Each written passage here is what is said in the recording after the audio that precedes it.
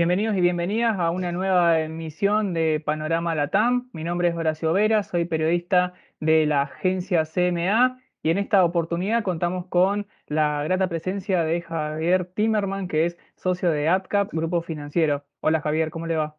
¿Qué tal? ¿Cómo estás? Muy bien. Bueno, me gustaría comenzar esta entrevista haciendo un análisis del panorama financiero en Argentina este año en relación a las acciones, cuáles podemos destacar y los motivos de este rally alcista que se vio en los últimos meses. La última parte de la pregunta que dijiste, el rally. Sí, sí, la suba de algunas acciones de energía, de YPF, por ejemplo, con esta novedad del gasoducto para el próximo año, ¿cuáles podemos destacar? Claro. Bueno, este fue un año bastante movido, como todos saben, en la Argentina, porque tuvimos un shock a mediados de año con la renuncia de Martín Guzmán. El shock no fue la renuncia de Martín Guzmán.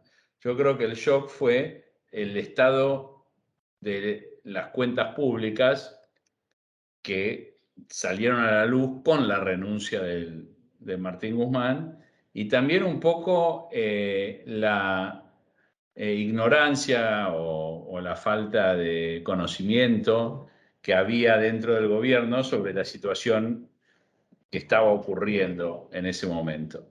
La realidad es que en ese momento las cuentas públicas estaban muy deterioradas.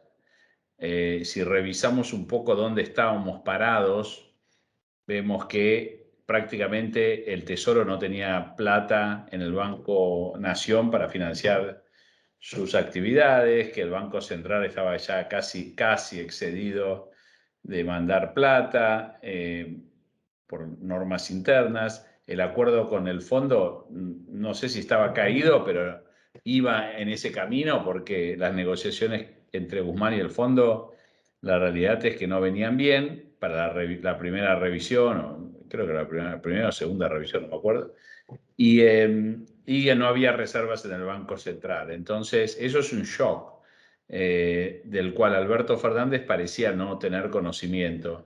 Me sorprendió incluso en una entrevista que leí ayer en Perfil, que dijo que él no hubiese querido que Martín Guzmán renuncie.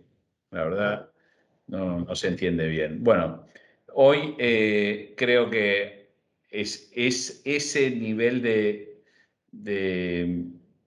esa situación hoy está estabilizada de alguna manera con Massa como ministro y está estabilizada primero porque se ocupó de estabilizarla y segundo porque tiene la capacidad política de ir a buscar las diferentes variables que se necesita acomodar para que esto no, para mejorar la situación. Entonces, por un lado hizo una suba de tasas agresiva para evitar la dolarización del periodo de Silvina Batakis que vimos, que fue el periodo ese de mucha dolarización, pero también para motivar a los tenedores de pesos a quedarse en pesos y seguir financiando al gobierno.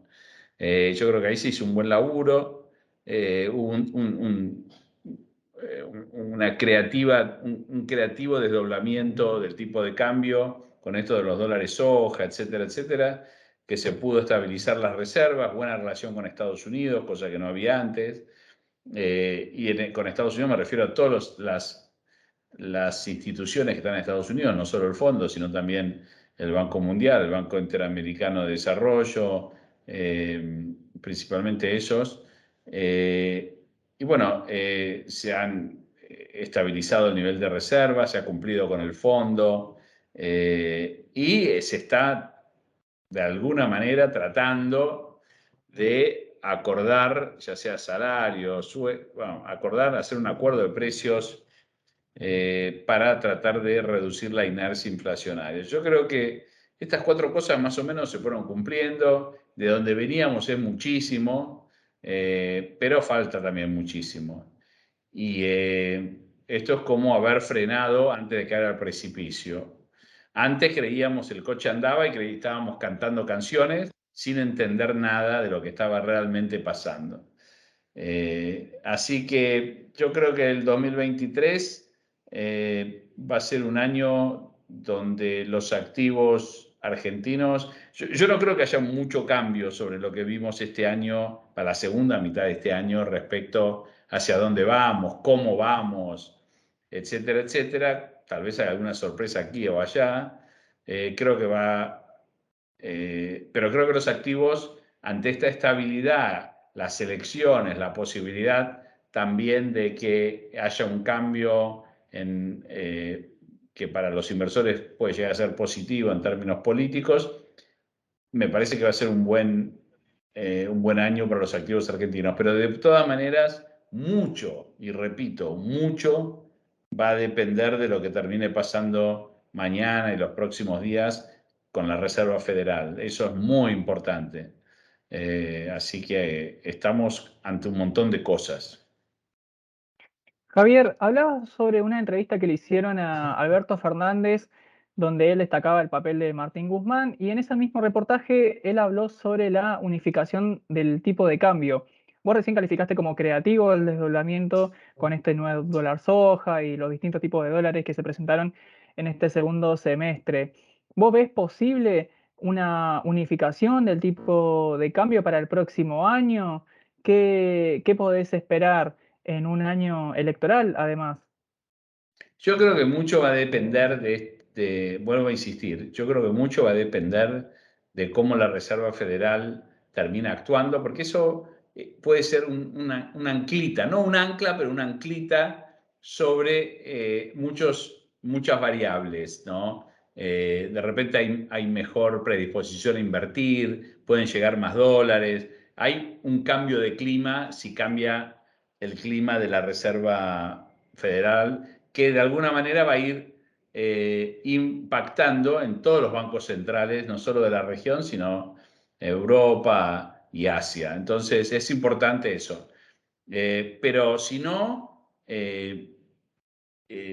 al ser un año electoral, claramente se va a buscar anclar un poco las expectativas inflacionarias y el tipo de cambio no va a poder deslizarse lo que se debería deslizar si fuera un tipo de cambio libre, ¿no? Entonces yo creo que tal vez acompañe un poco la inflación, tal vez se quede un poco atrasado, pero no va a haber, y tal vez la brecha se cierre como se cerró en el 2015, no porque necesariamente haya un aumento de la rapidez del crawling peg, etcétera, sino porque pasó en el 2015, creo que este año va a ser más difícil que ocurra, porque una muy buena manera de apostar a un cambio político más market friendly es a la chique de la brecha.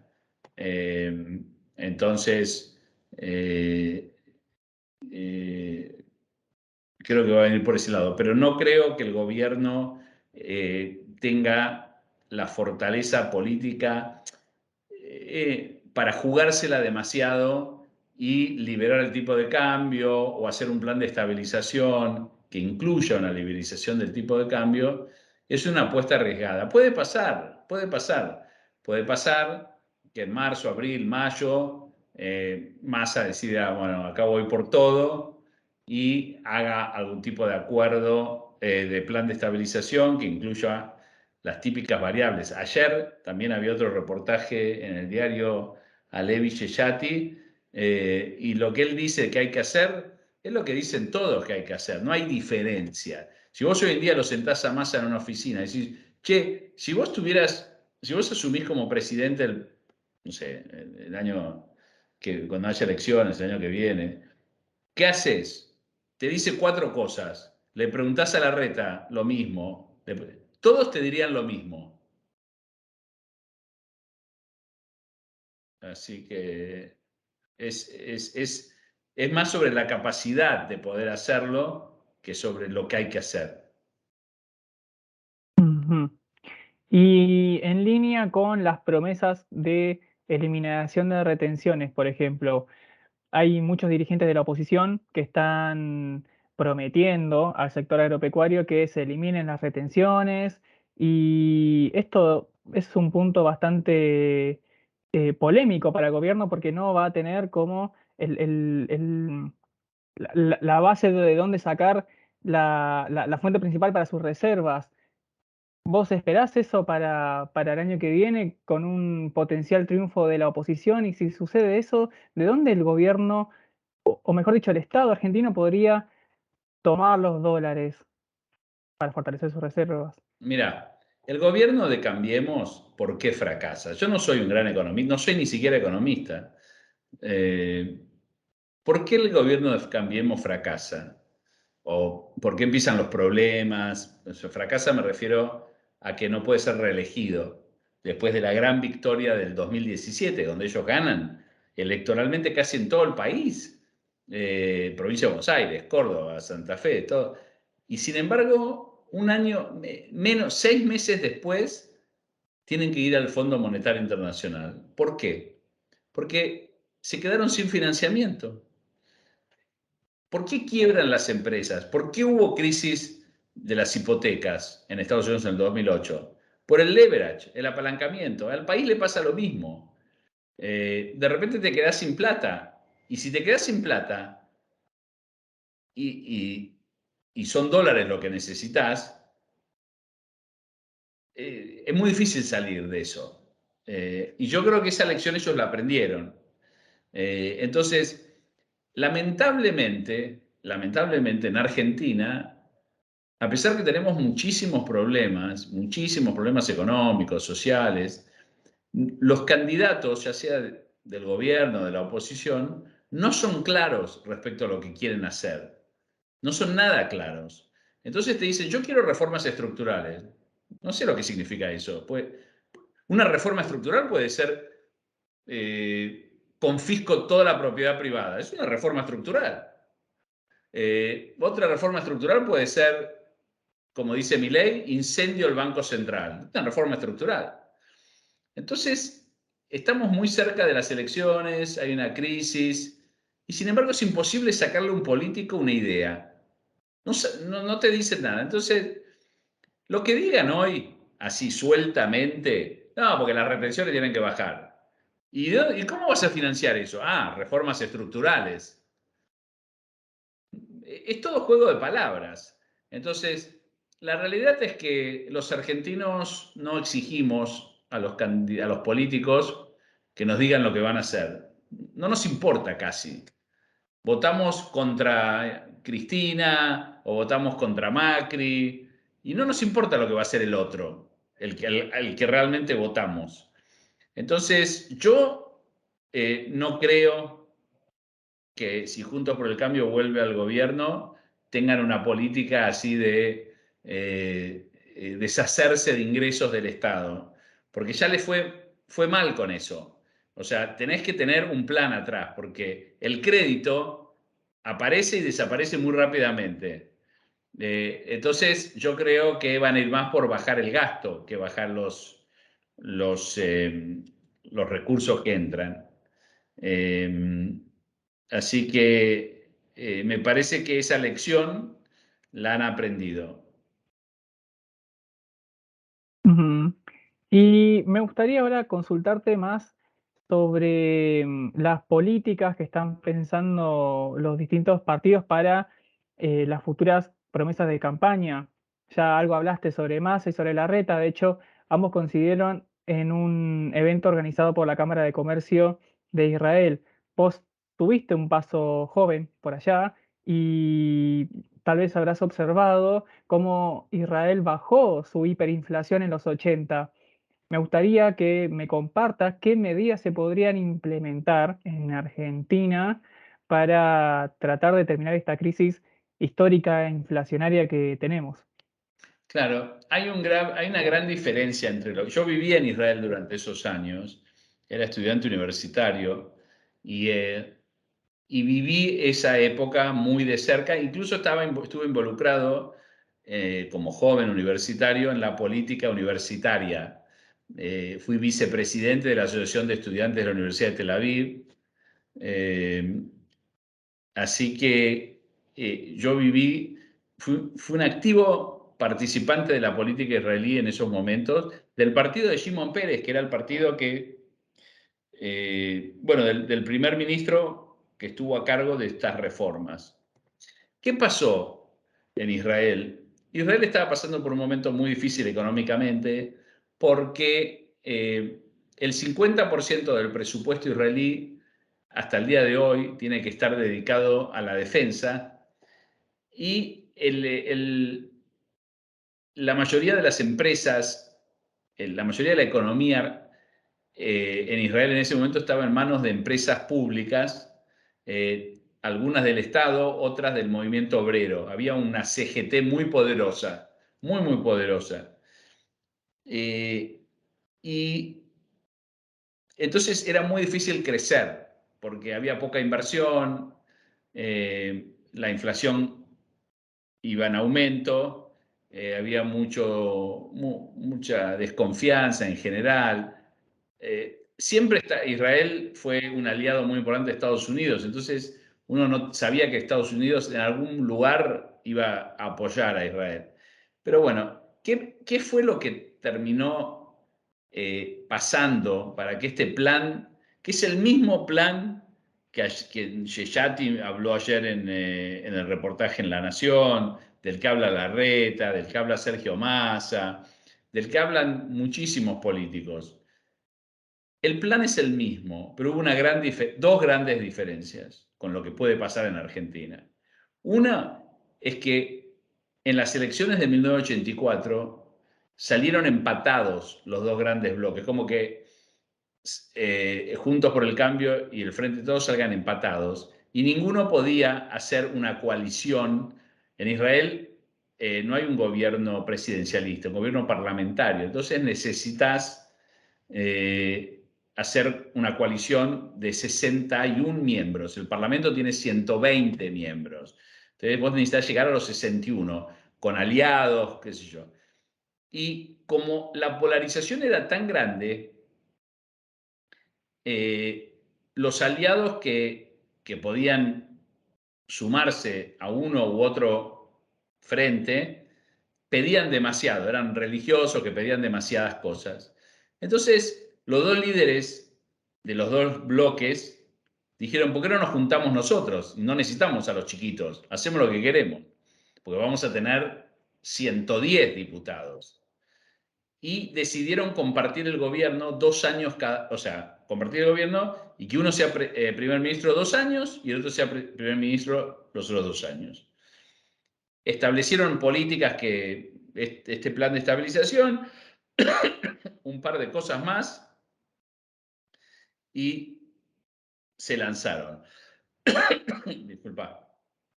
Y acá lo que pasó fue que era un plan que tenía el apoyo de los dos principales bloques de gobierno. O sea, prácticamente el 90% de la población israelí había votado por estos dos grupos que se unían con un plan.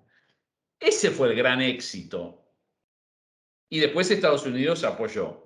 Pero ese fue el gran éxito, que se juntaron los dos líderes que pensaban totalmente diferente, que se insultaron en la campaña y decidieron trabajar juntos. Es como que en la Argentina se digan: bueno, acá todos fuimos responsables del desastre que hubo en los últimos 10, 20, 30, 40, 50, 60, 70 años, lo que vos quieras. Todos somos responsables. Nadie puede decir que es agua, ¿viste? Que está totalmente limpio. Entonces, ¿por qué no nos juntamos los dos frentes y hacemos las cosas? Uno sacrifica algo, el otro sacrifica lo otro, y así vemos. Eso sería muy bueno para la Argentina, muy, muy bueno. Pero esa es una de las diferencias que hubo. Yo dije que había dos diferencias con la Argentina. Eso no se puede hacer acá. Y después en Israel, y disculpen los políticos argentinos, tenías un líder como Shimon Peres, y no hay nadie en la Argentina como Shimon Peres. O sea, yo lo conocí, era un personaje, un líder político extraordinario, una capacidad de trabajo, una capacidad de adaptación a las circunstancias, un nacionalismo sano.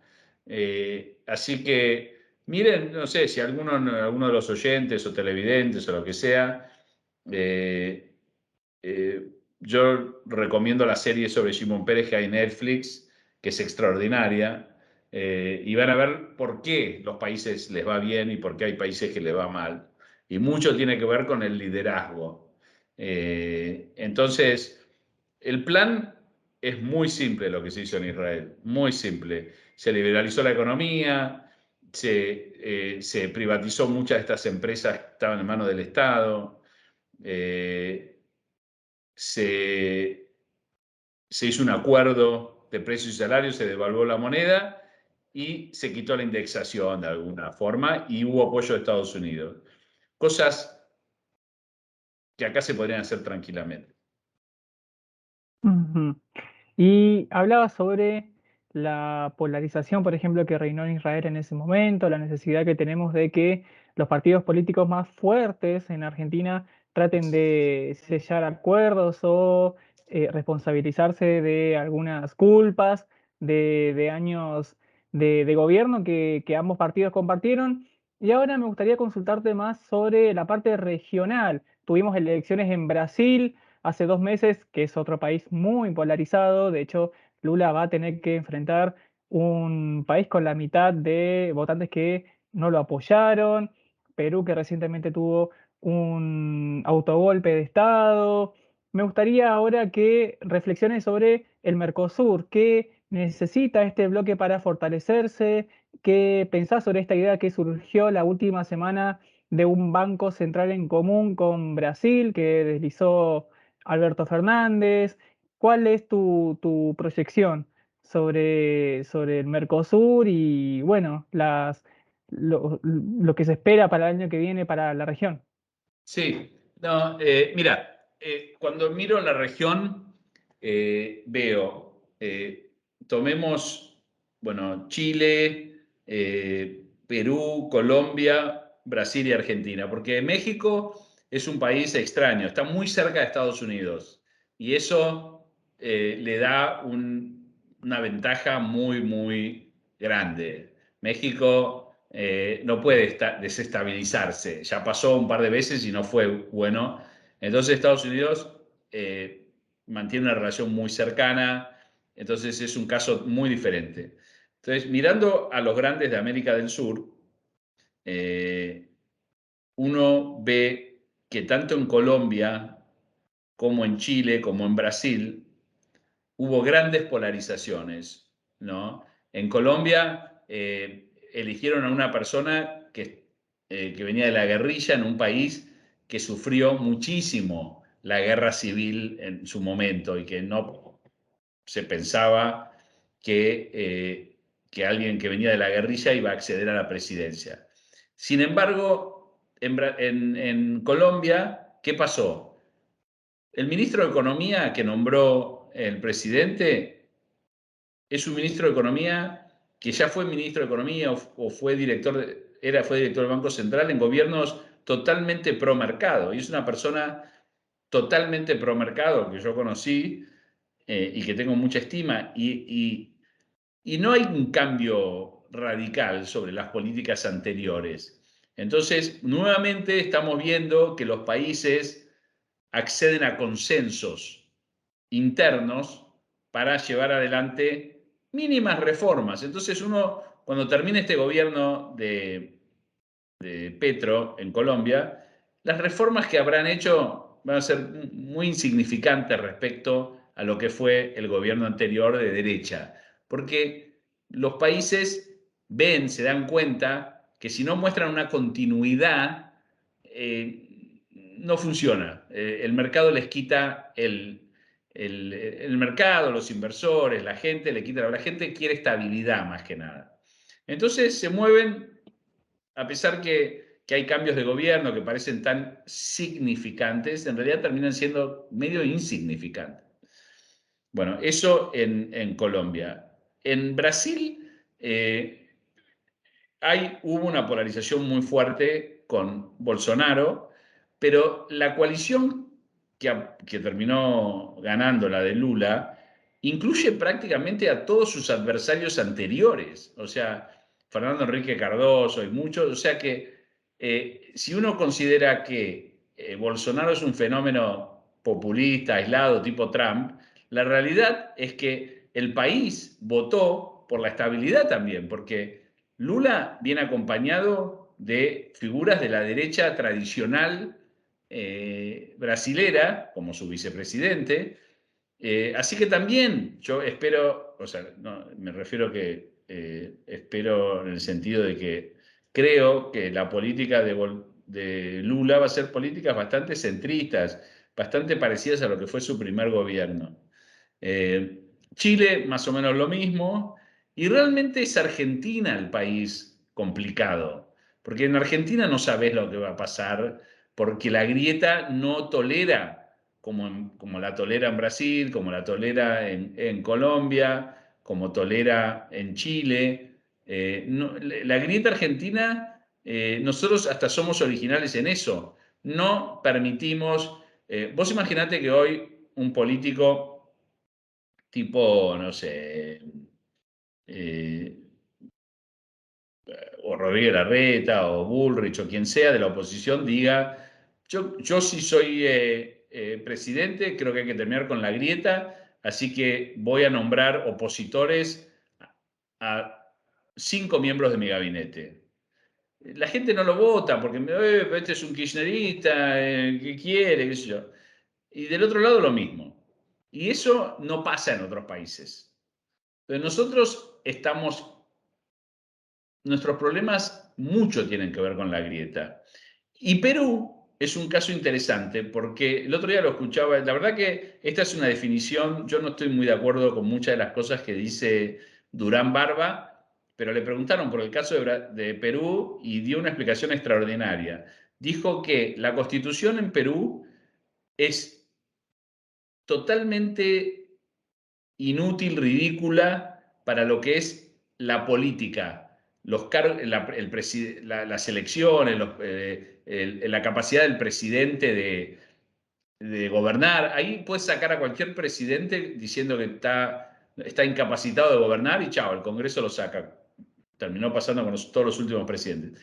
Pero por otro lado, la Constitución, si bien es tan mala, decía Durán Barba, en términos políticos, es muy buena manteniendo las instituciones como el Banco Central y otras cosas estables. Entonces, a pesar que pasan todas estas locuras, el control de la economía está en manos de instituciones bastante estables y no se siente en el impacto de la inestabilidad política. Entonces, nosotros, la verdad que si queremos tener una participación más importante en el Mercosur, etcétera, queremos hacer esto que queremos hacer con el banco, los brasileños ni locos van a querer hacer un banco central con nosotros. Si un día hacemos una cosa, otro día hacemos otra, no va a funcionar. Sería bueno que funcione. Yo estaba en el mercado y trabajando en Estados Unidos cuando fue toda la unión del euro, de los países europeos. Fue una lucha, o sea, no fue de un día para el otro, che, muchachos, cada uno ahora va a tener, no existe más la peseta, la lira italiana, la moneda, no sé, dinamarquesa. Ahora todo es sí, el marco alemán, ahora todo es el euro. No fue así. Fue un proceso que duró 12 años, creo, 9 años, donde cada país tuvo que, se llamaba, ya no me acuerdo, tenía un nombre, la convergencia, había que converger a un nivel de déficit, a nivel a un montón de variables económicas que permitía que las monedas eventualmente puedan flotar. Y se tardó mucho. Yo creo que el acuerdo ese se firmó en el 92 y se ejecutó en el 99. O sea que muchos años de mucho trabajo y mucha estabilidad y mucha convergencia. No se tira, che, hagamos un banco central, buena idea. No funciona así. Y yo no creo que la Argentina esté en condiciones hoy en día de ofrecerle a nadie, che, juntémonos, porque no, un día vamos para un lado, otro día vamos para otro. Así que, y el Mercosur, a medida que los países sean fuertes, creo que es una herramienta positiva para negociar con el resto de los bloques. Pero hay también mucho trabajo para hacer para que tengan objetivos claros. Y si no, yo creo que a la Argentina no le conviene tanto irse del Mercosur porque es una economía de un solo. Nosotros dependemos mucho del campo.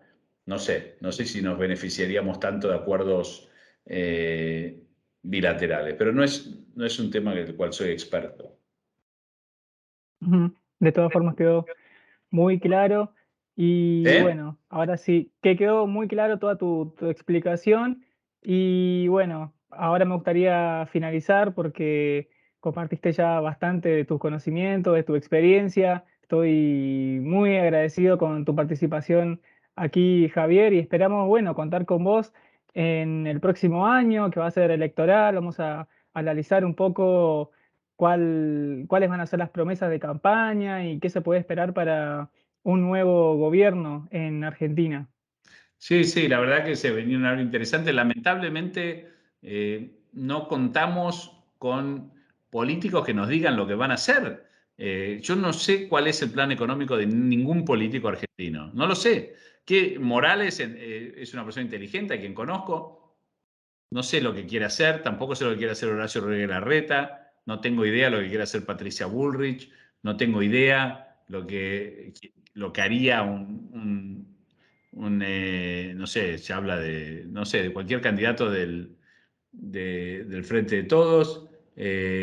Así que espero que este año sea un año de discusiones interesantes y lo ideal, y yo creo que existe una posibilidad, sería que después de las elecciones se haga un esfuerzo grande en cerrar un poco la grieta porque se equivocan los políticos argentinos cuando creen que ellos a la Argentina se la mira por lo que va a hacer con el déficit. Todo eso es muy importante, pero más que eso, lo que es importante es mostrar una conducta que pueda ser extrapolada los próximos 10 años. Si vos me decís, mira, yo voy a tener déficit los próximos 10 años, pero déficit pequeño y voy a hacer esto, eso es mucho más importante que tratar de hacer algo que no sabés si el año que viene la política, mirá lo que fue el gobierno, vos sos joven, pero el gobierno de la Alianza vino con ideas buenísimas, 2 años después se tuvo que ir. Así que bueno, nada, necesitamos más consenso. Pero bueno, gracias por invitarme. Bueno, muchísimas gracias, Javier, y esperemos a ver las nuevas propuestas que se vendrán seguramente el año que viene, cuando inicie el trade electoral. Muchas gracias. Muchas gracias.